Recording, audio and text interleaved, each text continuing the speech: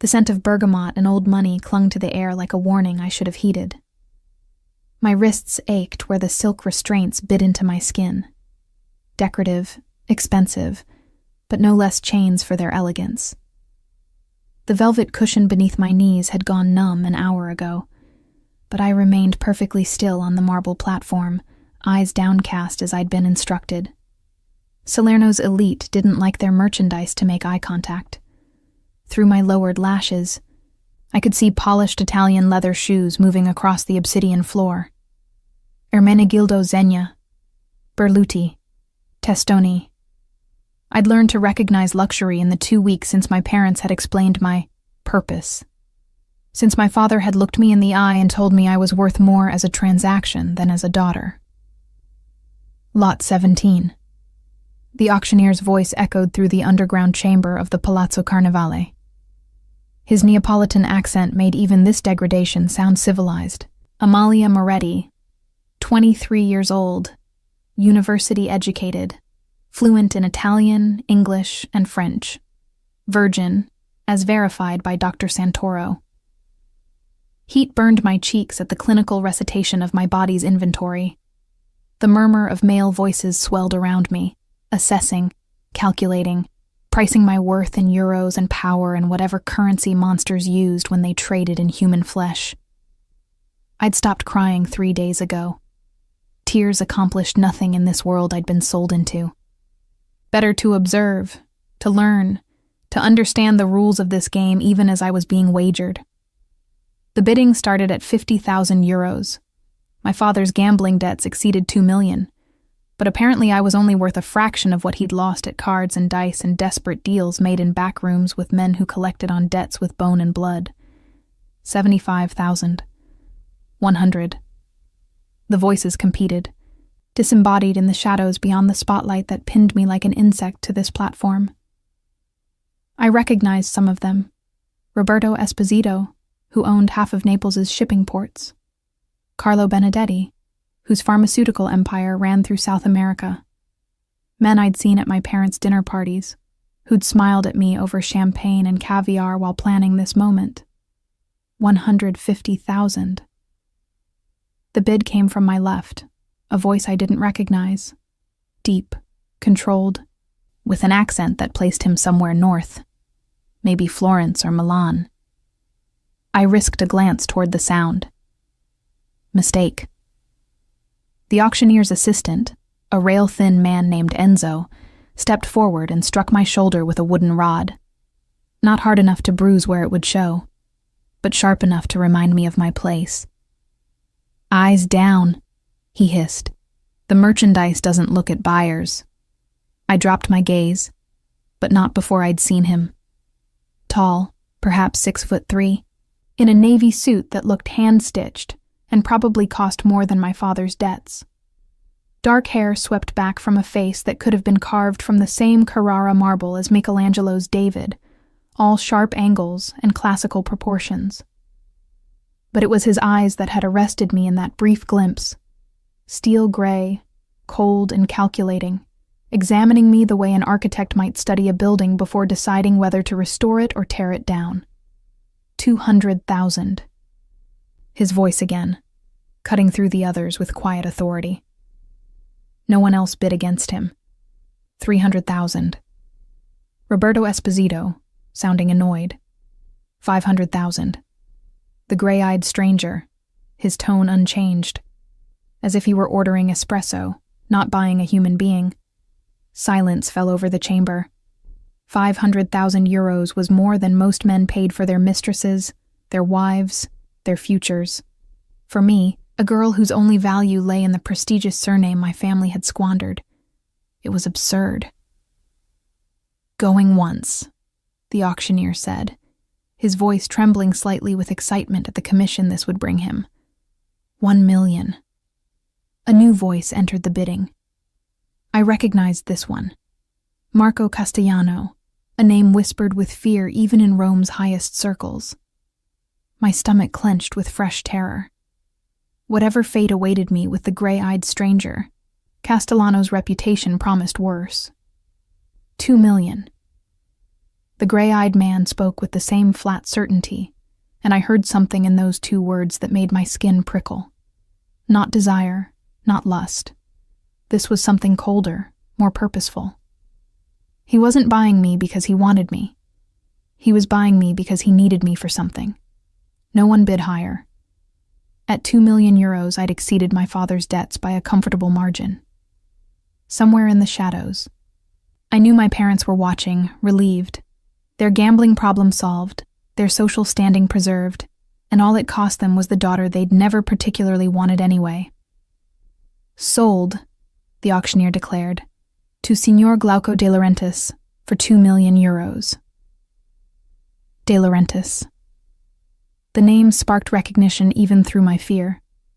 I'd heard it before, whispered in the same breath as words like architect and untouchable, and the man who builds empires and buries enemies. But that couldn't be right. Glauco de Laurentiis was a legitimate businessman, a renowned architect who'd designed half of Italy's modern luxury hotels. Why would such a man be here, in this underground auction, buying... Stand. Enzo's command cut through my spiraling thoughts. My legs had gone numb from kneeling. I struggled to rise, wobbling on the absurd heels they'd forced onto my feet. Before I could fall, a hand gripped my elbow, strong, steady, proprietary. Glauco de Laurentiis had crossed the distance between us in silence. Up close, he was even more imposing than my glimpse had suggested. The scent of him, something woody and complex, probably custom blended, enveloped me as he steadied me on my feet. "Walk," he said quietly, his voice pitched for my ears only. "Don't stumble. Don't show weakness. These men feed on fear." It wasn't kindness that motivated his instruction, I understood. It was the same instinct that had driven him to pay 2 million euros for me. I was his now, his property, and in this world, a man's possessions reflected his power. A stumbling, terrified girl would make him look weak. I lifted my chin and walked beside him through the gauntlet of wealthy predators, their eyes following me with varying degrees of disappointment and calculation. My parents weren't among the visible crowd, of course not. They'd arranged this sale through intermediaries, maintaining plausible deniability, even as they spent the money my body had earned. The night air hit me like a slap when we emerged from the palazzo's private entrance. October in Salerno carried the salt-sharp scent of the Mediterranean, so different from the stale incense and expensive cologne that had saturated the auction chamber. A black Mercedes S-Class waited at the curb, its engine purring. Glauco opened the rear door himself, his hand still firm on my elbow as he guided me inside. The leather seats were butter-soft, heated against the evening chill. He slid in beside me, close enough that I could feel the warmth radiating from his body, and the driver pulled away from the curb without needing instruction. We drove in silence for 5 minutes before I found my voice. "Where are you taking me?" "Home." He didn't look at me, his attention fixed on the passing streets as Salerno gave way to the winding coastal road. "I don't have a home anymore," I said, the bitterness I'd been swallowing for 2 weeks finally surfacing. "My parents made that quite clear." "No," he agreed, his tone clinical. "You don't. But I do. Villa Neapolis. You'll live there." Villa Neapolis. I'd heard of it. Everyone on the Amalfi Coast had. The impenetrable fortress that Glauco de Laurentiis had built on the cliffs above Positano. All glass and steel and architecture so modern it looked like it had been carved from the future. No one entered without invitation. No one left without permission. "As what?" I asked, needing to understand the terms of my captivity. "Your mistress? Your servant? Your... What am I to you?" Finally, he turned to look at me. In the dim interior of the car, his gray eyes were unreadable, but I felt the weight of his assessment like a physical touch. "You're a tool," he said simply. "A very expensive, very specific tool that I've been searching for 20 years to acquire." The honesty was worse than a lie would have been. At least a lie would have implied I mattered enough to deceive. "What do you need me for?" My voice came out smaller than I'd intended. "Revenge." The word fell between us like a blade. "Your surname is Moretti. Your grandfather was Lorenzo Moretti. Your father is Antonio Moretti. Do those names mean anything to you?" I nodded slowly. "My grandfather died before I was born. Some kind of business rivalry that went bad. My father never spoke about it." "No," Glauco said, his voice dropping to something darker, more dangerous. "I imagine he wouldn't. It's difficult to explain to your daughter that her grandfather was responsible for the massacre of an entire family. Difficult to mention that the blood money from that betrayal built the comfortable life she's enjoyed for 23 years. Ice spread through my veins. "I don't understand." "You will." He turned away from me again, his profile sharp against the window as the Mediterranean glittered in the moonlight beyond. "My parents, my 2 brothers, my sister, all dead, because Lorenzo Moretti sold our family's location to our enemies for 3 million euros. You cost me 2 million, Amalia. A bargain considering what your bloodline owes mine." The casual cruelty of the mathematics took my breath away. My life, quantified and compared to deaths that had occurred before I was born. Debts I hadn't incurred, passed down through blood and surname like original sin. "I had nothing to do with that," I whispered. "No," he agreed. "But you're a Moretti, and in my world, family debts are inherited along with everything else." He finally looked at me again, and something in his expression made my pulse race with a fear more visceral than anything I'd felt in the auction chamber. "You'll live in my home, Amalia. You'll eat at my table, wear clothes I provide, exist entirely within my control. And when the time comes, you'll stand exactly where I place you and serve the purpose I bought you for." "Which is?" His smile was cold, calculated, absolutely certain. "Bait." The Villa Neapolis rose from the cliffs like something conjured from stone in spite. Floor-to-ceiling windows reflected the dawn breaking over the Mediterranean, turning the entire structure into a mirror that threw the sun back at itself defiantly. As our car wound up the private road, the only access point I noted, flanked by security cameras and men whose suits couldn't quite hide their weapons, I understood that Glauco hadn't just built a home. He'd constructed a fortress designed to keep the world out and his possessions safely trapped within. "Beautiful, isn't it?" His voice held a note of pride that hadn't been present during our earlier exchange. "I designed every detail myself. 3 years of planning, 2 years of construction. The structure can withstand a Category 5 hurricane, a 7, 5 magnitude earthquake, and a coordinated assault by up to 20 armed men." "You sound like you're expecting all 3, I said, my exhaustion making me reckless. "I'm expecting worse." He gestured as we passed through wrought iron gates that closed automatically behind us. "But they'll never reach you. These walls have never been breached." The casual inclusion of me in his security calculations should have been comforting. Instead, it reinforced what he'd already made clear. I was a possession to be protected, not because I mattered, but because losing me would represent a failure of his defenses. The driver, a silent man who'd been introduced simply as Tommaso, pulled the Mercedes into an underground garage that housed a collection of vehicles worth more than most people earned in a lifetime. A silver Maserati, a black Lamborghini, several motorcycles that looked designed for speed rather than comfort, and, incongruously, an old Fiat 500, lovingly restored, its cherry red paint gleaming under the garage's lights. "My mother's car," Glauco said, following my gaze. "The only thing that survived the fire." I wanted to ask about the fire, about the massacre he'd mentioned, about the 20-year vendetta that had led him to purchase me like livestock. But something in his expression as he stared at that restored Fiat warned me against it.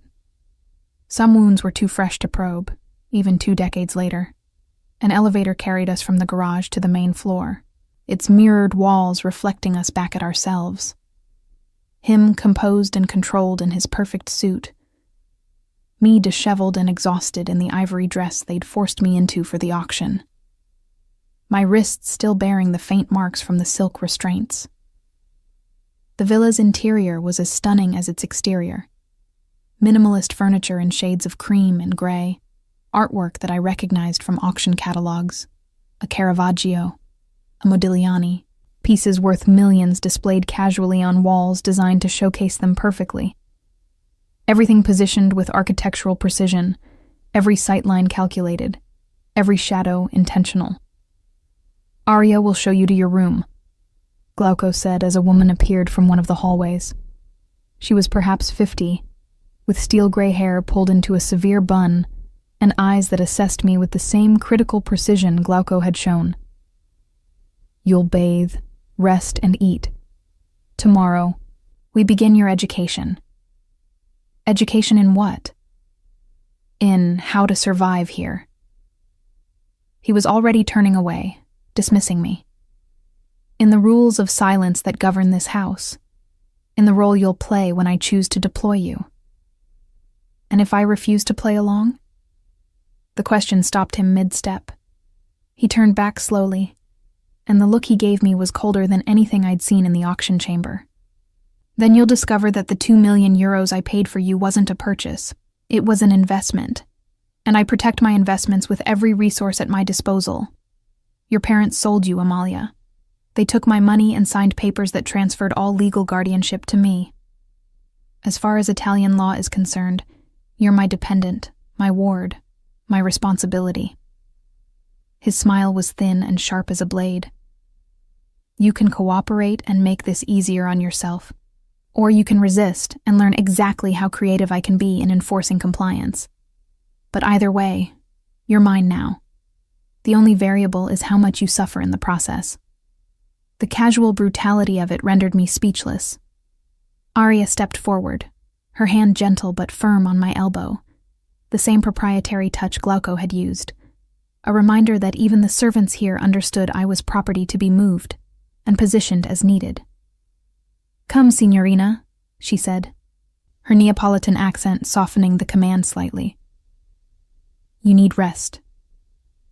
I followed her because I had no other choice, down a hallway lined with more expensive art, past rooms whose purposes I could only guess at, until she opened a door and gestured me inside. The bedroom was larger than my entire apartment in Rome had been. A king-sized bed dominated one wall, dressed in linens that probably cost more than my university tuition. Floor-to-ceiling windows offered a view of the Mediterranean so beautiful it hurt to look at. The perfect prison, I realized. Bars made of beauty, rather than steel. "The bathroom is through there," Arya indicated a door. "I've drawn you a bath. There are clothes in the closet, all in your size. Signor De Laurentiis is very thorough in his preparations." How did he know my size? The question emerged before I could stop it. Arya's expression remained neutral. "Signor De Laurentiis knows everything about everyone who enters his life. It's how he's survived this long." She left me alone, and I heard the soft click of a lock engaging. I crossed to the door and tried the handle, locked from the outside. The windows were next, but when I examined them, I found they were sealed, designed to let in light and view, but not to open. Emergency fire codes probably mandated they could be broken in crisis, but doing so would certainly trigger alarms. The bathroom offered no escape either, though I lingered there longer than necessary, soaking in water so hot it turned my skin pink, watching the silk restraint marks on my wrists fade to nothing, washing away the auction house's stale air, the touch of hands that had examined me like merchandise, the shame of standing on that platform while men calculated my worth. The clothes in the closet were exactly my size, as Arya had promised. Simple but expensive. Cashmere sweaters, silk blouses, tailored trousers, several dresses that looked designed for someone who needed to look elegant without drawing too much attention. Everything in shades of cream, gray, navy, black. Nothing bright or cheerful. Nothing that suggested joy or freedom or choice. I dressed in a simple black dress and returned to examining my prison. The bedroom held clues if I looked carefully. Books on the shelves, architecture manuals, Italian literature, psychology texts. All first editions, all arranged alphabetically. A desk positioned to catch the morning light, equipped with expensive pens and leather journals, but no computer, no phone, nothing that could connect me to the outside world. And on the wall opposite the bed, a painting that made my breath catch. It was abstract, all harsh slashes of red and black, but something about it felt violent, anguished, deeply personal. No artist's signature, which meant Glauco had either commissioned it privately or... The door opened without warning. Glauco entered carrying a tray, which surprised me. I'd expected him to send Arya or another servant. "You should eat," he said, setting the tray on the desk. "Arya says you refused lunch." I wasn't hungry. A lie. I was starving, but accepting food felt like accepting this situation, and I wasn't ready for that yet. Hunger strikes are tedious and ineffective. He lifted the silver dome covering the plate, revealing pasta. Simple cacio e pepe, the scent of pecorino and black pepper making my stomach clench with need. "Eat, Amalia. Defiance through self-harm only punishes you." Is that what you want? For me to just accept this? To eat your food and wear your clothes and play whatever role you've designed for me in your revenge plot? He regarded me with that same clinical assessment. What I want is irrelevant. This is what's happening. You can fight it and exhaust yourself, or you can adapt and survive. Those are your only options. There's always another option. You mean suicide? His voice remained conversational. The windows don't open. There's nothing in this room you could use to harm yourself effectively, and Arya checks on you every 2 hours. If you're considering that particular escape, abandon it. I've invested too much to lose you to something as wasteful as self-destruction. The casual way he discussed it, as though my life or death was simply another variable in his architectural planning, made rage flare hot in my chest. "You're a monster," I said. "Yes," he agreed without hesitation. "But I'm a monster who will keep you fed, clothed, safe, and alive. Can you say the same about your parents? About the men who would have bought you if I hadn't?" The question landed like a blow because he was right. My parents had sold me to the highest bidder without considering what that buyer might do with his purchase. At least Glauco was honest about his monstrosity. I crossed to the desk and picked up the fork, spearing pasta with more force than necessary. His satisfaction at my capitulation was barely visible, just a slight relaxation in his shoulders. But I saw it. "Good," he said. "Tomorrow, we begin your education. You'll learn the layout of this villa, the rules that govern it, and the names and faces of the men who will eventually see you and understand what your presence here means." "Which is?" "That I've claimed a Moretti." He moved toward the door, then paused. "That painting you were examining, I made it. The night I learned what your grandfather had done to my family. I was 13 years old, and I spent 3 hours throwing paint at canvas, trying to externalize rage that had nowhere else to go. The confession was unexpected, vulnerable in a way nothing else about him had been. Why keep it? To remember. His hand rested on the doorknob. To never forget what I'm owed. Your grandfather took everything from me. My family, my childhood, my ability to trust anyone outside these walls. 20 years I've spent building toward this moment, and you, Amalia Moretti, are the final piece. Of your revenge. Of my justice. He opened the door. Sleep. Tomorrow begins your transformation from a girl who was sold into a weapon I'll use to destroy everyone who destroyed me. After he left, I ate the pasta mechanically, tasting nothing, and tried not to think about what it meant to be someone's weapon. But as I lay in that too-soft bed, watching moonlight paint silver patterns on the ceiling, I couldn't stop my mind from cataloging details. The painting that revealed pain beneath Glauco's control, the restored fiat that suggested sentimentality, survived somewhere in his architect's heart. The fact that he'd come himself to bring me food, that he'd bothered to explain rather than simply commanding obedience. These were vulnerabilities, I realized. Small cracks in the fortress he'd built around himself. And if I was going to survive this, if I was going to be more than just a tool in his hands, I needed to understand not just the rules he'd imposed, but the man who'd created them. Because Glauco de Laurentiis might have bought my body, but he hadn't purchased my mind. And while he was busy teaching me his rules, I would be learning his weaknesses. The game had begun. He just didn't know I was playing yet. The morning light woke me, streaming through those beautiful, unopenable windows, like a reminder that even the sun was complicit in my captivity. Arya appeared at exactly 7 o'clock, as I would learn she did every morning, carrying espresso and fresh cornetti that filled the room with the scent of butter and comfort I didn't deserve to feel. "Signor de Laurentiis expects you in his study in 30 minutes, she said, setting the tray on the bedside table. Her eyes lingered on me with something that might have been sympathy. Wear the gray dress, hair pulled back, no jewelry. Why no jewelry? Today you learn to disappear.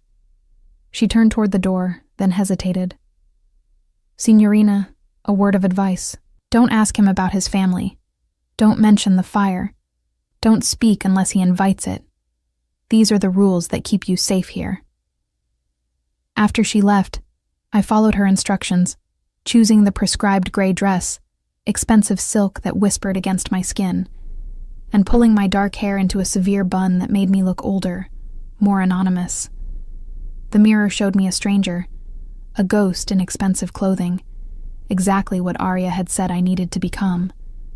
Glauco's study was on the 3rd floor, accessed through a private elevator that required a key card I didn't possess.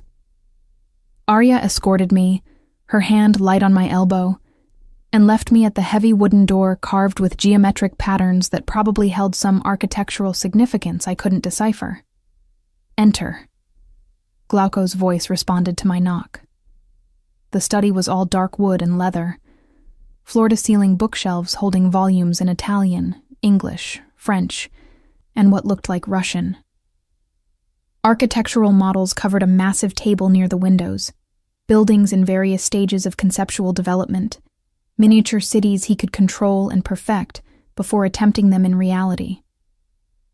He sat behind a desk that looked like it had been carved from a single piece of walnut, wearing a charcoal suit that somehow made him look more dangerous than the casual clothes I'd glimpsed when he brought me food last night. His gray eyes lifted from the documents he was reviewing and assessed me with clinical precision. Good, he said. You can follow instructions. That's a start. What am I supposed to call you? The question emerged before I could stop it.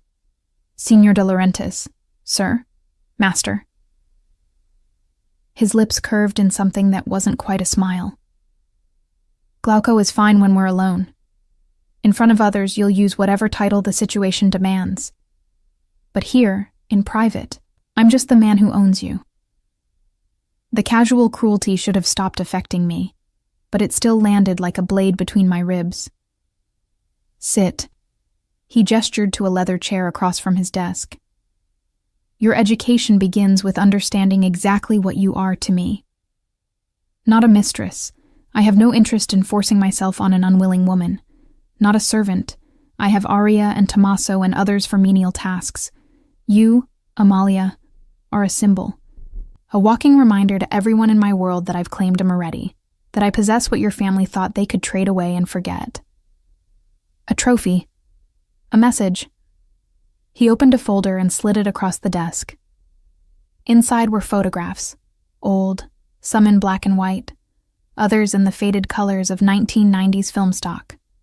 A family. Parents who looked happy, 2 boys and a girl clustered around what must have been a younger Glauco. maybe 10 years old, all of them laughing at some shared joke the camera had captured. "This is what your grandfather destroyed," Glauco said, his voice dropping to something colder. "My father, Dante de Laurentiis, was a builder like me.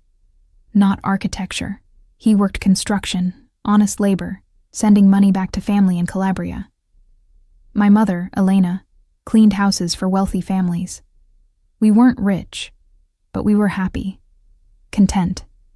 His finger traced the edge of a photograph showing the entire family at a beach, the same beach I could see from my window.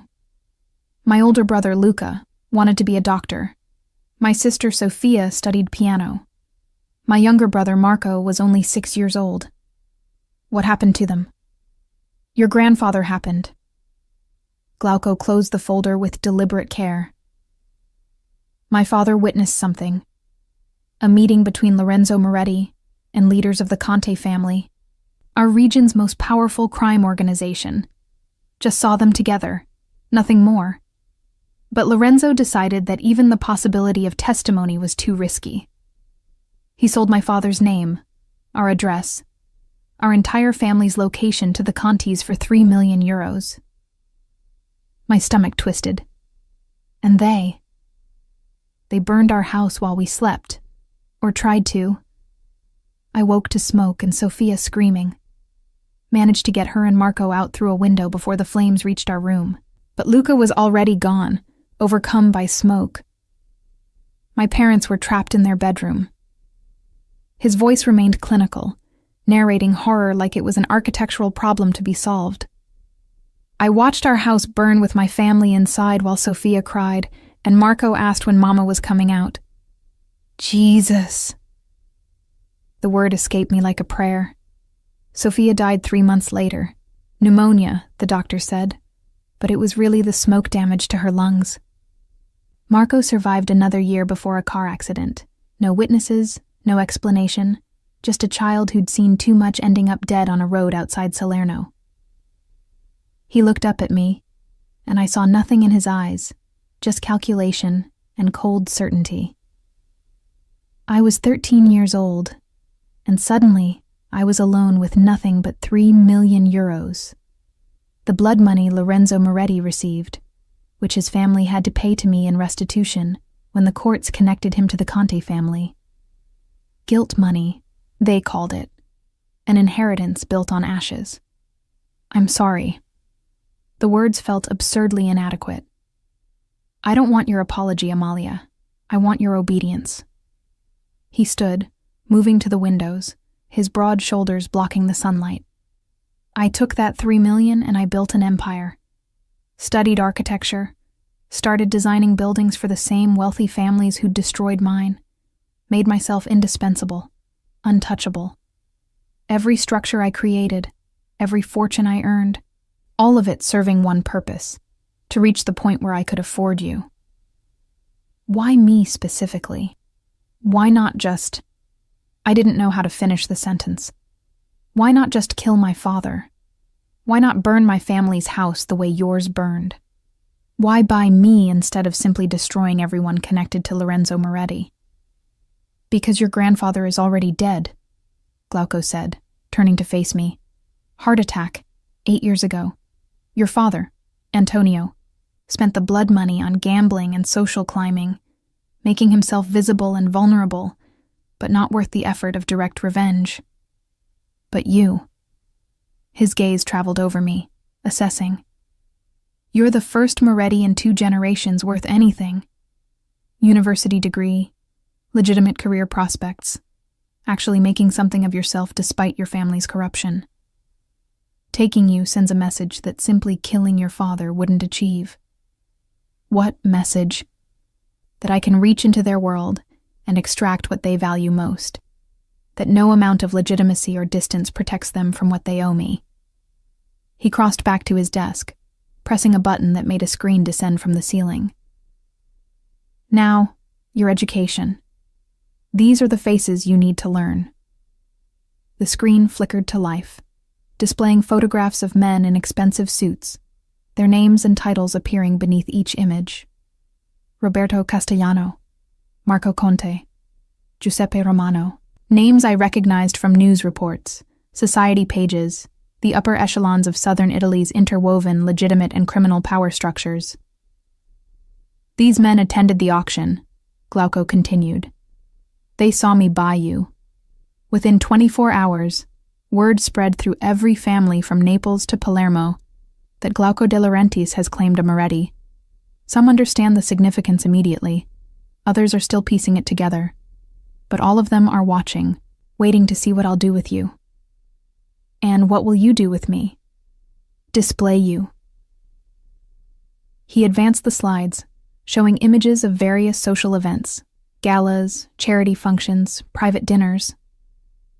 You'll appear at my side at carefully selected occasions. You'll wear clothes I provide, speak words I script, exist as a constant reminder of what I've taken. Every man who sees you will understand the message. Glauco de Laurentiis doesn't forget debts, and he always collects. I'm not doing this. I stood, anger overriding caution. I won't be your performing monkey. He was across the room before I'd finished the sentence, his hand gripping my wrist. Not painfully, but with enough force to communicate absolute control. His face was inches from mine, and I could smell that expensive cologne mixed with something uniquely him. You will, he said quietly, his gray eyes holding mine. Because the alternative is that I return you to your parents with a note explaining that you're defective merchandise. And we both know what men like Roberto Castellano do with defective purchases. They dispose of them. At least here, under my control, you're protected, valuable, alive. This isn't protection, I whispered. This is torture. It's both. His thumb pressed against my pulse point, and I knew he could feel my heart racing. I won't lie to you, Amalia. I bought you to serve a purpose that benefits me, not you. But in the process, I will keep you safer than you've ever been. You'll eat better than you did in Rome, sleep in comfort your student apartment never offered, learn things most people never access. All I ask in return is your obedience and your presence when I require it. And if I refuse? His grip tightened fractionally. Then I'll find other ways to motivate you. I'm creative when necessary. We stood there, locked in that intimate proximity, his hand on my wrist and his eyes boring into mine. Heat radiated off him, and I hated that my body responded to his nearness, even as my mind recoiled from his casual cruelty.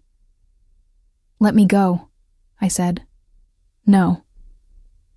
But he released my wrist, stepping back with deliberate control. That's the lesson, Amalia. I decide when to hold and when to release. I decide what you wear, where you go, who you speak to. The sooner you accept that, the easier this becomes. I wanted to fight, to rage, to throw his photographs and his plans and his cold certainty back in his face. But Aria's words echoed in my mind. These are the rules that keep you safe here. And beneath Glauco's architectural precision, I'd glimpsed something else in those old photographs. Pain that even 20 years hadn't healed. A 13-year-old boy who'd lost everything and built himself into a fortress so no one could hurt him again. If I was going to survive this, if I was going to be more than just his weapon, I needed to understand the architecture of his control. Every fortress had weaknesses. Every design had flaws. I just had to find them. What happens now? I asked, keeping my voice steady. Now you study. He returned to his desk, that momentary intensity vanishing behind professional distance. You'll memorize these faces, these names, these relationships. Tomorrow I'll test your knowledge. The next day, we'll practice your public persona, and next week, you'll attend your first event with me, a charity gala where everyone who matters will see exactly what I've claimed. And you'll keep calling it that, claiming me, like I'm territory you've conquered. Aren't you? He didn't look up from his documents. Your parents sold you. The auction delivered you. I paid for you. Legal ownership, Amalia, documented and binding. You're mine in every way that matters in this world. Except one, I said, surprising myself with the boldness. You said you wouldn't force yourself on an unwilling woman. That's the one piece of me you don't own. Finally, he looked up, and something flickered in his gray eyes. Interest, perhaps, or challenge accepted.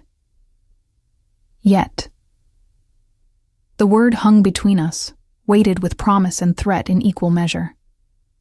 That will never happen, I said, needing to establish this boundary even as every other wall had been breached.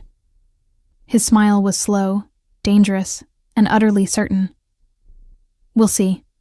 You're not the first person to underestimate what I can achieve when I set my mind to it. Now sit down and start memorizing. Your education has only just begun. I sat because I had no choice, but as I stared at those photographs of powerful men who'd watched me being sold, I made myself a promise. Glauco de Laurentiis might have bought my body, might have trapped me in his beautiful prison, might have claimed ownership of my present and immediate future. But my mind remained my own. And while he was busy turning me into his weapon, I would be learning his weaknesses, mapping the architecture of his control, and planning for the day when I could redesign this prison from the inside out. The game had rules. I just needed to learn them well enough to break them.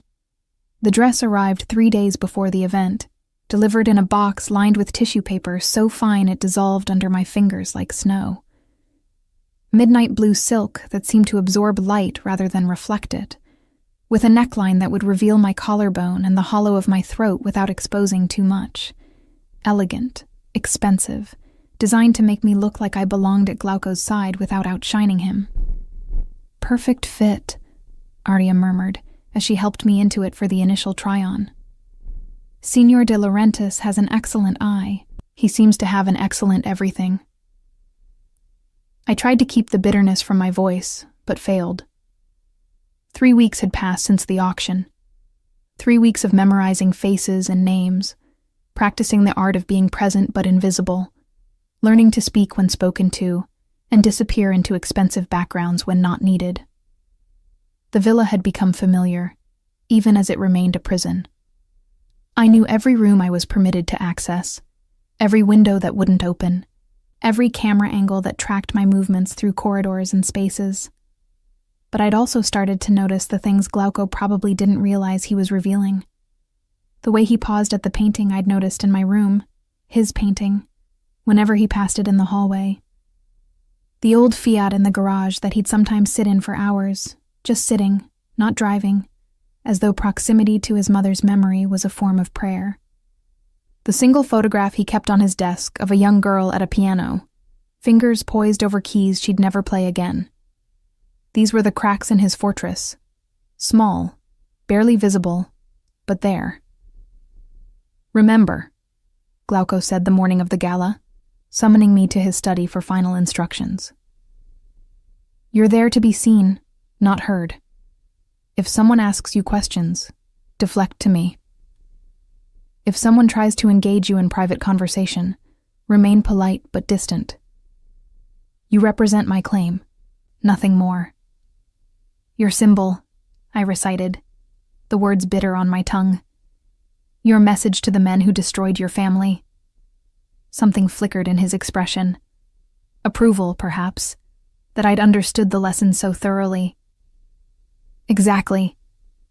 Tonight, every person in that ballroom will see you and understand what it means that a De Laurentiis possesses a Moretti. Possesses. I met his gaze steadily. You keep using that word. Because it's accurate. He stood, circling his desk to stand before me, close enough that I had to tilt my head back to maintain eye contact. You belong to me, Amalia. Your presence in my home, at my side, wearing my clothes and eating my food, all of it declares ownership. Why does that word bother you so much? Because I'm not a thing to be owned. In this world, everyone is owned by someone. Your parents owned you until they sold you. I own you now. The only difference is that I'm honest about it, His hand came up, fingers tracing the curve of my jaw with unexpected gentleness. And I take care of what I own. I should have pulled away from his touch, should have maintained the distance I'd been carefully constructing during our daily lessons. But something about the warmth of his fingers against my skin, the way his gray eyes had softened fractionally, made me freeze. "Is that what this is?" I asked quietly. "Taking care of me? Dressing me up to parade in front of your enemies?" "Yes." His thumb brushed across my lower lip, the gesture intimate despite its casualness. "Because every man in that ballroom who sees you, who recognizes the Moretti features in your face, will also see that you're untouchable. Mine. Any attempt to harm you harms me, and no one dares that. You're safer as my possession than you ever were as your parents' daughter." The logic was twisted, but I couldn't deny its truth. In the 3 weeks since he'd bought me, I'd been fed better, housed better, treated with more care than my parents had shown in years. Glauco might call it ownership, but it looked suspiciously like protection. "Why do you care if I'm safe?" The question emerged before I could stop it. If I'm just a symbol, a message to your enemies, I'm replaceable. Any Moretti would serve the same purpose. His hand stilled on my face, his expression shifting to something I couldn't quite read. "Are you really that blind to your own value?" "My value?" I almost laughed. I was sold for €2 million to the highest bidder. My family couldn't wait to be rid of me. What value could I possibly have beyond the name I was born with? Glauco was silent for a long moment, his hand still cupping my face as though he could communicate through touch what words couldn't express.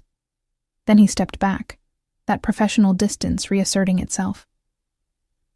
"Get ready," he said, his voice neutral again. "The car leaves at 7. The Palazzo Reale in Naples had been transformed for the charity gala, its Baroque opulence polished to mirror shine. Chandeliers dripped crystal light over marble floors where Italy's elite circulated in designer clothes, worth more than most people's annual salaries. I recognized faces from the photographs I'd memorized. Roberto Castellano with his cold smile and calculating eyes, Marco Conte who'd bid against Glauco at the auction, women dripping with jewelry that probably financed arms deals and drug shipments. Glauco's hand was firm on the small of my back as we entered, his touch communicating ownership and protection simultaneously. I'd learned to read his body language over the past 3 weeks, the tension in his shoulders when someone he particularly despised approached, the fractional softening when he looked at architectural details he appreciated, the absolute stillness that meant he was calculating several moves ahead in whatever game he was playing. "Glauco!" A booming voice cut through the polite murmur. "I heard rumors you'd taken a companion, but I didn't believe it until now." Antonio Ricci, owner of half of Naples' luxury hotels, and, according to my studies, a man who'd profited from the same Conte family contracts that had killed Glauco's family. His gaze swept over me with undisguised appreciation that made my skin crawl. "Antonio." Glauco's voice was cordial but cool. "May I present Amalia Moretti? Amalia, this is Antonio Ricci." The way he said my surname, weighted with significance, made Antonio's eyes widen fractionally. "Moretti? As in Lorenzo Moretti?" "His granddaughter," Glauco confirmed, his hand tightening possessively on my waist. "A fortunate acquisition." "Acquisition." Antonio's smile didn't reach his eyes. "I see. And how does Antonio Moretti feel about his daughter being acquired?" "I imagine he's relieved to have his debt settled." Glauco's tone made it clear this line of questioning was over. "If you'll excuse us, I need to introduce Amalia to the evening's hosts." We moved through the crowd, and I felt eyes following us, heard whispers that confirmed Glauco's intentions were working perfectly. The message was being received. He'd claimed a Moretti, making visible what should have remained hidden, forcing everyone to acknowledge debts and histories they'd prefer to forget. "You're doing well," Glauco murmured, as we paused near one of the floor-to-ceiling windows overlooking the Bay of Naples. Your posture is perfect, your expression appropriately neutral. You've learned the role. I'm a quick study, I said, accepting the champagne flute he pressed into my hand. For show only. He'd instructed me not to actually drink, to maintain perfect control at all times. Yes, you are. Something in his tone made me look up at him, and I found him studying me with that clinical assessment I'd come to recognize. You're smarter than I initially calculated, more observant. You see patterns most people miss. The compliment, unexpected and backhanded, made heat rise to my cheeks. Is that a problem? On the contrary. His lips curved in a slight smile. It makes you more valuable. A mindless symbol would serve my immediate purpose, but an intelligent one. That has possibilities I hadn't fully considered. Before I could ask what he meant, a woman's voice cut through our conversation. Glauco, darling, you've been hiding from me all evening. She was beautiful in the way poisonous things are beautiful. Perfectly styled dark hair, a crimson dress that clung to curves sculpted by expensive surgeons, and eyes that held the sharp calculation of someone who'd learned to weaponize her appearance. I recognized her from my studies. Isabella Conti, daughter of Marco Conte, the man who'd ordered Glauco's family killed. Isabella, Glauco's voice was absolutely neutral. I wasn't aware you'd be attending. Daddy insisted. Her gaze slid to me, dismissive and assessing in equal measure. And who's this? A new project? Amalia Moretti. Glauco said my name like a weapon. Amalia, this is Isabella Conti. The surname landed between us like a blade. Isabella's perfect composure cracked fractionally, just enough for me to see genuine surprise followed by rapid calculation. Moretti, she repeated slowly, as in the family that. She trailed off, realization dawning. Oh, Glauco, even for you this is twisted. Is it? His hand on my waist was possessive steel. I simply acquired something of value, no different than your family's various acquisitions over the years. The reference to the Conte family's criminal enterprises made Isabella's eyes narrow. Careful, darling. These games have a way of ending badly for everyone involved. I don't play games, Isabella. I execute plans. He steered me away before she could respond, his hand tight enough now that I knew I'd have finger-shaped bruises tomorrow. Are you okay? I asked quietly, as we moved to a less crowded corner of the ballroom. Why wouldn't I be? His voice was clipped, controlled, but I'd learned to read the tension in his shoulders. Because you just came face to face with the daughter of the man who killed your family, and you had to be polite about it. He looked at me then, and something raw flickered in his gray eyes before he locked it down. This is the world we live in, Amalia. The people who destroyed everything I loved attend the same parties I do, drink the same expensive wine, pretend we're all civilized, and I smile and play along because open warfare would be inefficient. So you use me instead. Understanding crystallized. I'm not just a message to random observers. I'm a message to her family. A reminder that you haven't forgotten, that you're patient enough to wait decades for the right moment to strike back. Now you're beginning to understand. His hand gentled on my waist, the punishing grip easing. Every person here tonight who sees you with me understands a fraction of what's really happening. But Isabella, she sees the full picture. She knows exactly what it means that I've claimed a Moretti. What does it mean? His smile was cold and absolutely certain. That I'm coming for everything her family took from mine, and I'm patient enough to make them watch me build toward it, piece by piece, acquisition by acquisition, until the moment I decide to execute my final design. We stood there in that corner of Baroque opulence, surrounded by Italy's elite, and I finally understood the true scope of what Glauco had created. Not just a personal prison for me, but an architectural masterpiece of revenge so complex and long-term that most people would never see the complete structure until it collapsed around them. I'm not just bait, I said slowly. I'm a foundation stone in something much larger. Yes, his hand moved from my waist to tangle briefly in my fingers, a gesture almost tender despite its possessiveness. You're the visible piece that makes everyone look at what I want them to see, while I finish building what they can't see yet. And when you're done building, what happens to me then? The question hung between us, weighted with genuine uncertainty. Glauco's carefully constructed plans clearly extended years into the future. But did those plans include me beyond my symbolic value?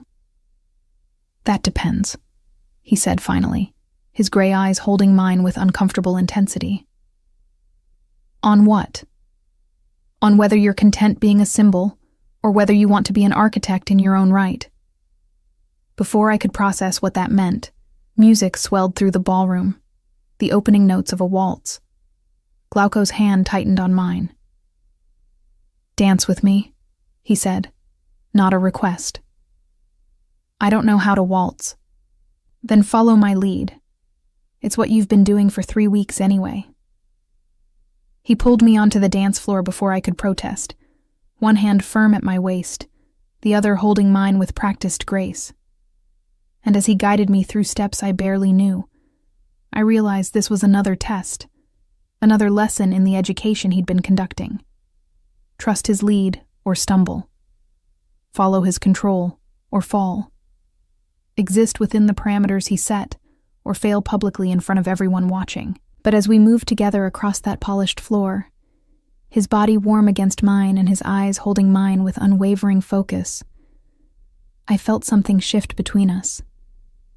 The careful distance I'd been maintaining, the walls I'd built against his control, began to crack. Because despite everything, despite being bought and imprisoned and used as a weapon in his revenge, I couldn't deny the electricity when he touched me, the way my pulse quickened when he looked at me, the traitorous heat that pooled in my stomach when his hand tightened possessively on my waist. You're thinking too hard, he murmured, his lips close to my ear. I can see it in your face. Just feel the music, Amalia. Let yourself exist in this moment instead of analyzing it. I can't stop analyzing, I admitted. It's how I survive. I know. His hand moved to the small of my back, pulling me fractionally closer. You and I are more alike than you want to admit. Both of us trapped by what was done to us. Both of us calculating every interaction, trusting no one. But right now, in this moment, you're safe. I'm not going to let anything happen to you. You're the thing happening to me, I pointed out. His laugh was quiet, genuine, the first real laugh I'd heard from him. Fair point. But I'm also the thing protecting you from everything else. Doesn't that count for something? The waltz ended before I could answer, but as Glauco led me off the dance floor, his hand still possessive on my waist, I couldn't stop thinking about his question. Did it count? Did protection matter if it came wrapped in control? Could I feel safe with a man who'd bought me, even as he kept me safer than I'd ever been? The night wore on. More introductions, more carefully scripted conversations, more eyes assessing me and drawing their own conclusions about what my presence meant. And through it all, Glauco remained at my side, his hand always touching me somewhere, waist, elbow, shoulder, a constant physical reminder of ownership that was starting to feel less like imprisonment and more like something else, something dangerous, something I couldn't afford to feel. The morning after the gala, I woke to find Glauco sitting in the armchair near my window, backlit by Mediterranean sunrise, watching me sleep. That's disturbing, I said, pulling the sheets higher despite being fully clothed in the silk pajamas Arya had laid out. Is it? He didn't apologize or move, just continued studying me with that clinical intensity. I wanted to see you when you didn't know you were being observed. People reveal more in unguarded moments. And what did I reveal? That you talk in your sleep. A slight smile curved his lips. In Italian, no less, though your accent needs work. Something about architecture and broken foundations. Heat flooded my cheeks. I'd been dreaming about his revenge structure, trying to map its complete design, identifying potential weaknesses. Of course, I'd talk through the analysis aloud. I can't control what I say when I'm unconscious, I said defensively. No, but it's illuminating nonetheless. He stood, moving to the edge of my bed with that fluid grace that reminded me he'd probably trained in something. Martial arts, maybe. Or dance. Last night went well. You performed exactly as instructed. Several people have already contacted me about you, wanting to know more. Should I feel accomplished that I successfully played puppet? You should feel successful that you're learning to navigate this world on its own terms. He sat on the edge of the mattress, close enough that I could smell his cologne. Something expensive and woody that I'd grown familiar with over the past weeks. But there's been a complication. My stomach clenched. What kind of complication? Your father. Glauco's expression was unreadable. He's demanding to see you. Claims I've imprisoned you illegally, that the sale wasn't valid, that he wants his daughter back. The laugh that escaped me was bitter. 3 weeks ago, he couldn't wait to sell me. Now he wants me back? Let me guess. He ran through the $2 million already and thinks he can renegotiate. Astute. Glauco's hand came to rest on the bed near my hip, not quite touching but close enough to make me hyper-aware of his presence. The money is gone. Gambling debts, bad investments, maintaining the lifestyle he's grown accustomed to. And now he's realized that having you in my possession gives me leverage over him that he didn't anticipate. What kind of leverage? The kind that comes from everyone now knowing a De Laurentiis owns a Moretti. Your father's business associates, his social connections, all of them are asking questions about why he sold his daughter to me specifically. Some are beginning to piece together the history, to remember the massacre 20 years ago. His gray eyes held mine. Your presence in my home is making him look either complicit or stupid, and Antonio Moretti's ego can't tolerate either interpretation. So what happens now? That depends on you. He shifted closer, and I felt the mattress dip under his weight. I could refuse to see him, which would escalate the situation and potentially force him to take legal action. Or I could allow a meeting, let you see for yourself what he really wants. But if we do the latter, you need to understand something crucial. What? His hand finally made contact, fingers wrapping around my wrist where my pulse hammered against his touch. If you tell him you want to leave, if you claim I'm holding you against your will, I'll have to release you. Italian law is clear on that point, regardless of what contracts were signed. Your testimony supersedes everything. My breath caught. You're saying I could leave right now if I wanted to? I'm saying the cage door was never locked the way you thought it was. His thumb pressed against my racing pulse. I bought you legally, Amalia. Your parents signed papers transferring guardianship, yes. But you're an adult woman, and if you claim duress or coercion, those papers become worthless. You could walk out of here today, and I couldn't legally stop you. The revelation should have filled me with relief, with the rush of realizing freedom was available. Instead, I felt strangely hollow. Why are you telling me this? Because I want you to choose to stay. His voice dropped to something rawer, more honest than anything I'd heard from him before. I want you to understand that every day you remain here is a choice you're making, not something I'm forcing on you. You're not my prisoner, Amalia. You're my... You're what? I prompted when he trailed off. He was silent for a long moment, his hand still circling my wrist, his gray eyes searching mine as though trying to decode a structure he couldn't quite understand. I don't know yet, he admitted finally. That's the problem. You were supposed to be a tool, a symbol, a weapon I could wield against my enemies.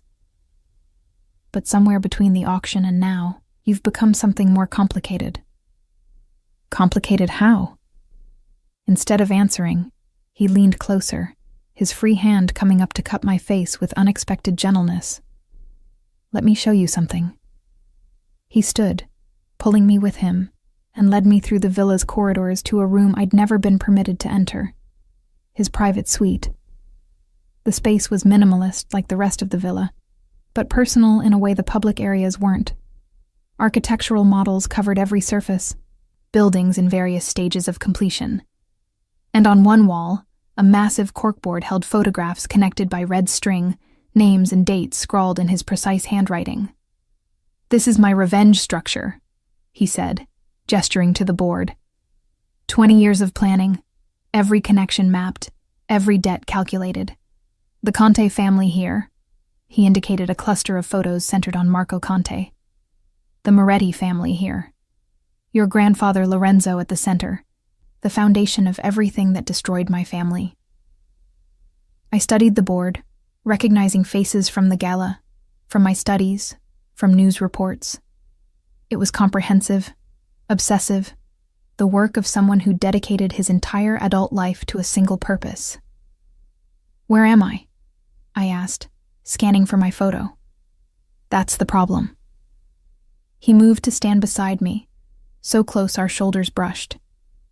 "You don't fit in the architecture anymore.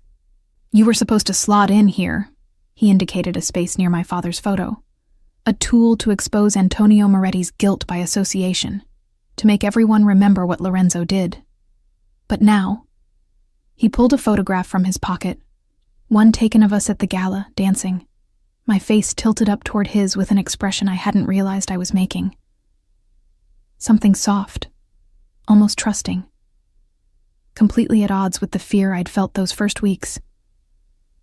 "Now you're here," he said quietly, and pinned the photo not near my father, but in a completely different section of the board. Separate, distinct, connected to him rather than to the revenge structure.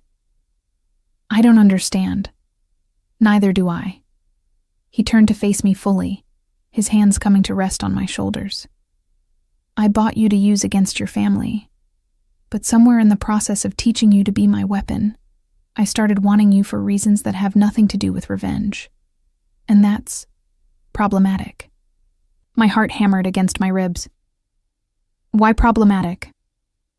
"Because wanting something for its own sake, rather than its strategic value, is a weakness I can't afford." His hands tightened slightly. "Because the moment I start caring about you beyond your utility is the moment I become vulnerable. And I haven't survived this long by being vulnerable."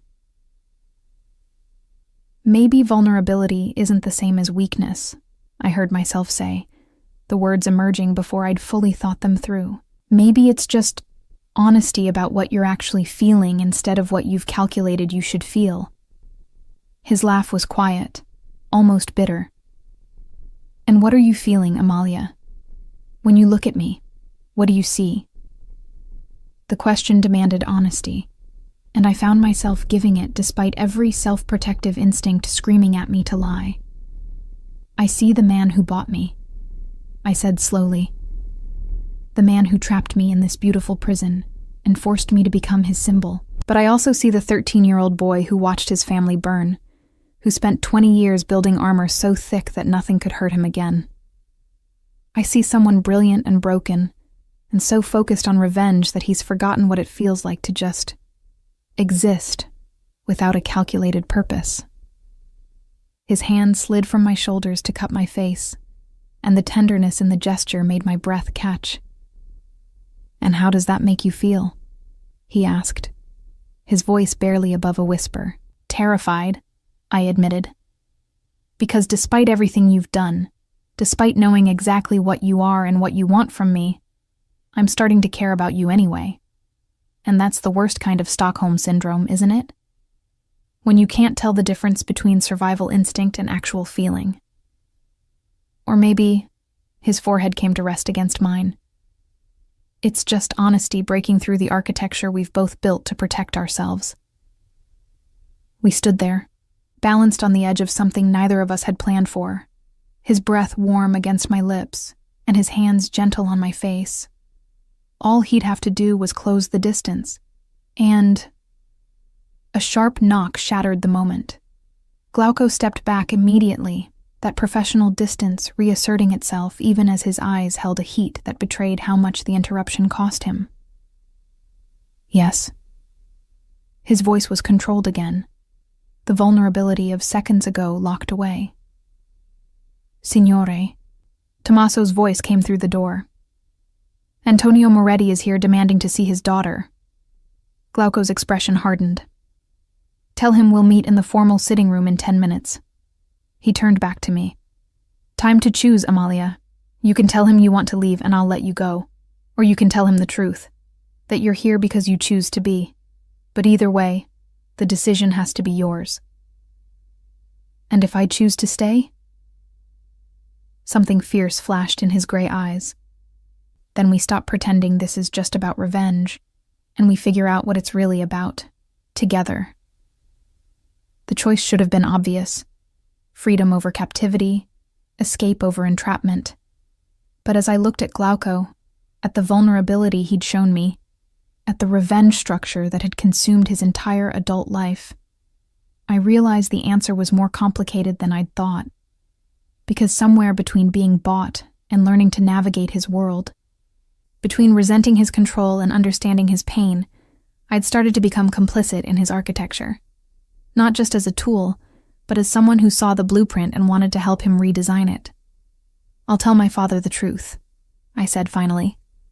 That I'm staying because I choose to. Not because you're forcing me, but because this is where I want to be right now. The relief that crossed Glauco's face was brief but unmistakable. You understand what that means? That everyone will think you've chosen your captor over your family? Let them think what they want. I lifted my chin. They sold me. You bought me. But I'm the only one who gets to decide what I'm worth and what I'm willing to do with that value. So yes, I choose to stay. Not as your prisoner, but as whatever complicated thing we're becoming. His hand found mine, fingers tangling together with the same possessive gentleness he'd shown moments ago. Then let's go face your father. And after he's gone, we'll talk about what happens next.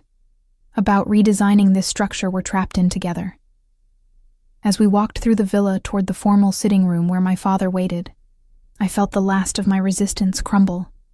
I was Glauco de Laurentiis's weapon, his symbol, his, what had he called it? Complication. But I was also my own person, making my own choices, even when those choices led me deeper into a beautiful, dangerous maze that I was starting to suspect I never wanted to escape from at all. The game had changed, and I was no longer just a piece being moved across his board. I was beginning to understand the rules well enough to make my own moves. My father looked smaller than I remembered. He sat in one of the formal sitting room's leather chairs, his expensive suit unable to hide the strain around his eyes, the way his hands trembled slightly as he gripped a coffee cup that Arya had surely provided with instructions from Glauco to be polite, but distant. Antonio Moretti had aged a decade in 3 weeks. Amalia. He stood when we entered, his eyes widening at the sight of me in the elegant cream dress Glauco had selected that morning, cashmere that whispered against my skin, expensive enough to make a statement. Tesoro, are you all right?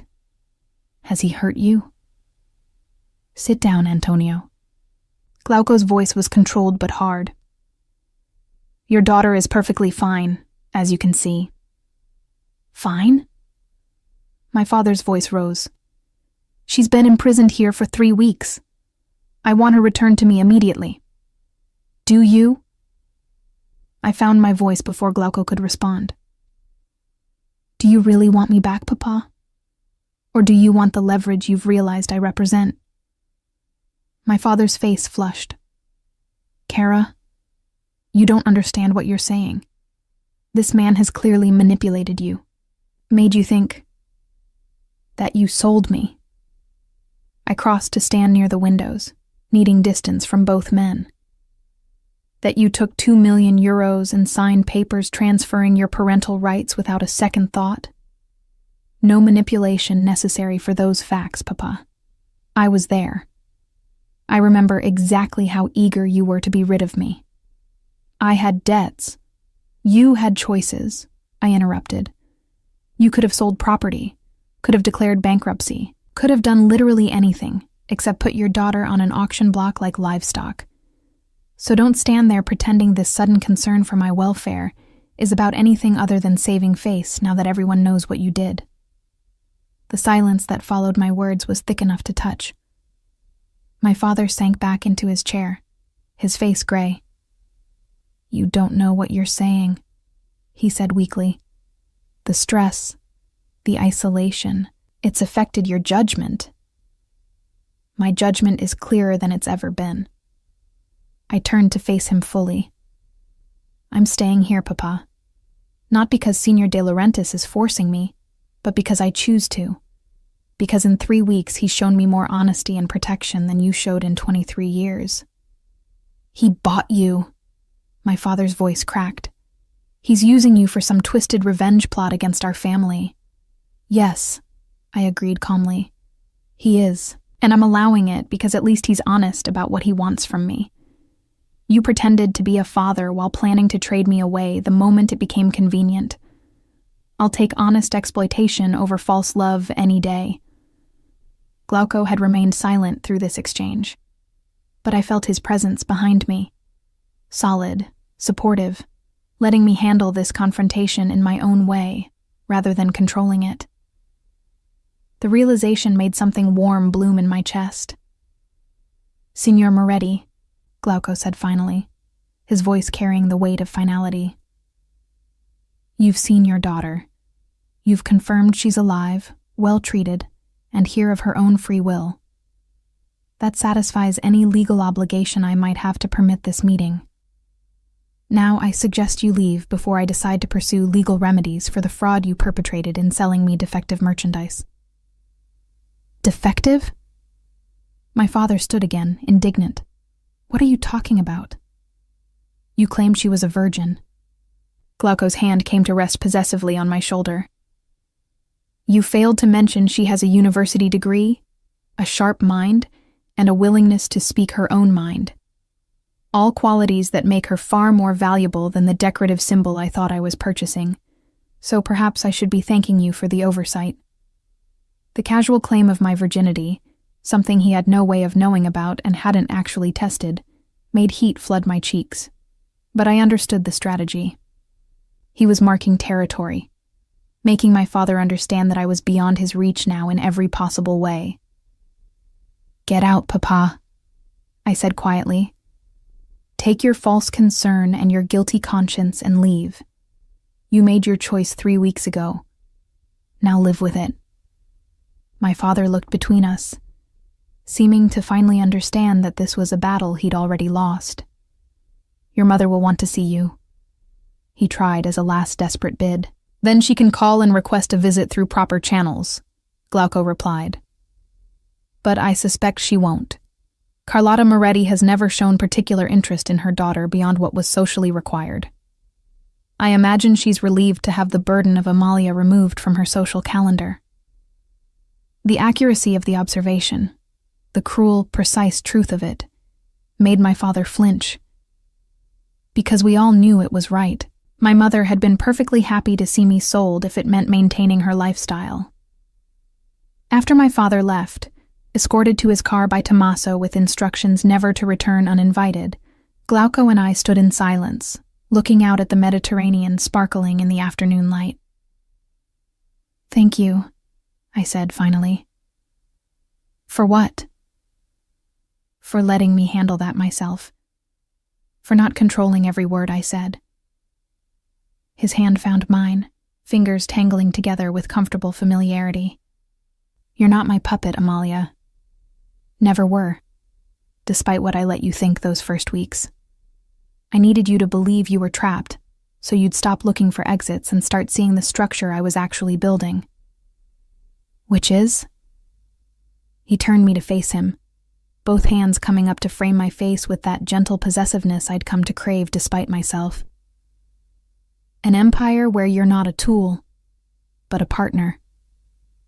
Where your intelligence and observation skills are assets I can deploy, not threats I need to contain. Partners in your revenge? Partners in everything. His thumb traced my lower lip. I want to teach you everything I know, Amalia. Architecture, strategy, how to read people and situations, how to build structures that last, and in return you'll teach me. Teach you what? His smile was self-deprecating. How to be human again. How to want something for its own sake rather than its strategic value. How to care about someone without calculating the return on investment. That's a tall order, I said, but I was smiling despite myself. You're up for it. He leaned closer, his breath warm against my lips. You've already started the work. Every time you challenge me, every time you refuse to simply accept what I tell you, you're chipping away at the armor I've built. And I'm starting to think that's exactly what I need. Glauco. He kissed me before I could finish the sentence, and unlike our earlier near misses, this was deliberate, intentional, a claiming that had nothing to do with revenge structures and everything to do with the complicated thing we'd been building between us. I melted into him, my hands fisting in his shirt, pulling him closer as heat pooled through my body.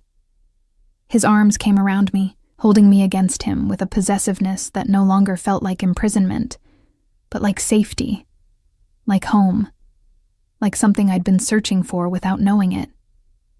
When we finally broke apart, both breathing hard, he rested his forehead against mine. I'm still using you, he said, honesty cutting through the tenderness. Isabella Conti and her family are planning something. My sources confirm it. And when they move, you'll be the bait that draws them out. That hasn't changed. I know, I said, and I'm choosing to be that bait. But on one condition. What condition? You stop calling it using me and start calling it us working together. I want to see the complete revenge structure, Glauco. Every piece, every connection, every plan you've built over 20 years. And I want to help you refine it, strengthen it, make sure that when you finally execute, nothing can go wrong. Something fierce and proud flashed in his gray eyes. You want to be my architect, not just my symbol. I want to be your equal. I held his gaze steadily. Partners in every sense. You teach me your world, and I'll help you redesign the parts that don't work anymore. Starting with the part where you pretend you don't care about anything except revenge. His kiss this time was softer, almost reverent. Deal. But, Amalia? Yes? This partnership we're building? It's going to get dangerous. The Conte family doesn't forgive or forget, and when they realize you're not just my possession but my ally, they'll come for you specifically. Are you sure you want that target on your back? I thought about my father's gray face, my mother's indifference, the auction block where I'd been sold like merchandise. Thought about the past 3 weeks learning Glauco's world, seeing the intricate structure of power and control he'd built, understanding that the only way to be safe in this world was to be powerful. I'm sure, I said. Teach me everything. Make me dangerous enough that they'll think twice about coming for me. And when the time comes to execute your revenge, I want to be standing beside you, not hidden safely away. The next 3 months transformed me in ways I couldn't have imagined. Glauco kept his promise, showing me not just the revenge structure, but the complete architecture of his empire. I learned how to read contracts for the clauses that mattered, how to spot lies in body language, how to navigate conversations with men who'd mastered the art of saying everything while revealing nothing. I studied architecture itself, understanding how Glauco's buildings were designed not just for beauty, but for defensibility, how every structure he created contained hidden strengths that would only become apparent when tested. And I learned about the Conte family. Really learned, beyond the surface, facts I'd memorized those first weeks. Marco Conte had ordered the hit on Glauco's family not for the 3 million Lorenzo Moretti paid him, but because Dante De Laurentiis had witnessed a meeting between the Contis and a rival family, a meeting that would have exposed Marco's plans to eliminate his own brother and take sole control of the organization. Lorenzo Moretti had simply provided the excuse Marco needed and collected blood money for information he would have provided anyway. "My grandfather was worse than I thought," I said, one evening, as Glauco and I reviewed documents in his study. Our study now. He'd had a second desk installed so I could work beside him. "Most people are," Glauco replied without looking up from the architectural plans he was reviewing. "That's why you build your structures expecting betrayal rather than hoping for loyalty." "Is that what you expected from me? Betrayal?" "At first." He finally looked up, his gray eyes holding mine across the space between our desks. "But you've proven yourself loyal in ways I didn't anticipate. You ask hard questions instead of pretending to understand. You challenge my plans when you see weaknesses instead of blindly following. That's more valuable than unthinking obedience. Because partners are more useful than pawns. Because partners make better architects." He stood, crossing to my desk and perching on its edge. "Come here. I want to show you something." I joined him at the massive table where he kept his models and found a new structure I hadn't seen before. A building that looked impossibly delicate, all glass and steel balanced on what appeared to be a single point. "What is it?" "Our next project." His hand settled at the small of my back. "A museum in Positano, funded by a charitable trust I've established. It will house artifacts and documents related to southern Italy's history, including comprehensive records of the Conte family's criminal activities over the past 40 years. My breath caught. "You're going to expose them publicly." "Better than that.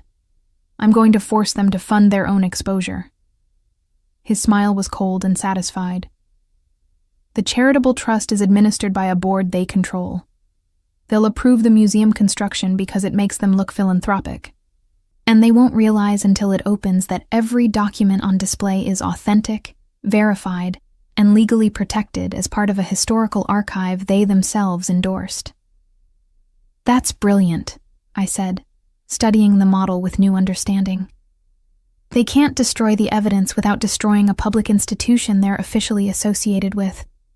And any attempt to discredit the archive just brings more attention to what's being preserved." "Exactly." His arm came around my waist fully. "This is what I want to build with you, Amalia. Not just revenge, but something that lasts beyond the moment of payback. Structures that protect truth, that make it impossible for powerful families to simply erase their crimes from history." I turned in his arms, looking up at him. "You're not just getting revenge. You're trying to change the entire system that killed your family. One building at a time." He tucked a strand of hair behind my ear. "And having you as my partner makes me think bigger, plan further. You see possibilities I miss." "Like what?" "Like the fact that exposing the Conte family's crimes will create a power vacuum. Like the reality that someone will have to step in to fill that vacuum, to reorganize the legitimate business interests they'll have to abandon. Like the opportunity to reshape southern Italy's power structure into something less corrupt. You want to replace them." "I want to dismantle them and build something better in their place, using their own money, their own connections, their own carefully constructed legitimacy against them." His hands framed my face. "But that's a 20-year project minimum. Are you prepared for that? For building something that might not be complete in our lifetime?" The question should have overwhelmed me. I was 23 years old, and he was asking me to commit to a multi-decade conspiracy to reshape Italian organized crime through architectural planning and strategic philanthropy. But as I looked into his gray eyes, at the man who'd spent 20 years building toward revenge with patience and precision, I realized the answer was obvious. "Yes," I said simply. "I'm prepared. Teach me everything, Glauco." Make me your equal in every sense. And then let's build an empire of silence so complete that when the Conte family finally falls, no one will even hear them scream. His kiss was fierce, claiming a promise and a sealing of our partnership. And as his hands tangled in my hair, and I pulled him closer, I understood that I'd finally found what I'd been searching for without knowing it. Not freedom from captivity. That had never really been the issue. But purpose. Partnership. A place where my intelligence and observation skills weren't liabilities to be hidden, but weapons to be deployed. Glauco de Laurentiis had bought me as a tool for revenge, but somewhere in the process of using me, he'd taught me to see the complete architecture of power. And now I was redesigning that architecture alongside him, becoming not his weapon, but his equal partner, in a conspiracy so vast and patient that most people would never see it coming until the structures they'd relied on for decades collapsed around them. The Conti family had killed his family for 3 million euros. We would spend the next 20 years making them pay in ways they couldn't imagine, not through violence or obvious revenge, but through the slow, inevitable erosion of every foundation they'd built their empire on, using their own money, their own pride, their own assumption that they were untouchable to bring about their downfall. It was beautiful. It was ruthless. It was exactly the kind of revenge that required an architect's precision and a partner's trust. And as Glauco lifted me onto the model table, scattering miniature buildings as he claimed me with a hunger that had nothing to do with revenge and everything to do with the bond we'd forged, I knew I'd made the right choice. I was Amalia Moretti no longer. I was Amalia de Laurentiis in everything but legal name, the architect's partner, his equal, his weapon and his weakness, and his strength all at once. And together, we would build an empire of silence so perfect that when we finally spoke, when we finally revealed what we'd constructed in shadow and patience, the entire corrupt structure of Southern Italian power would have no choice but to crumble at our feet. The game was no longer his alone. It was ours, and we were just getting started.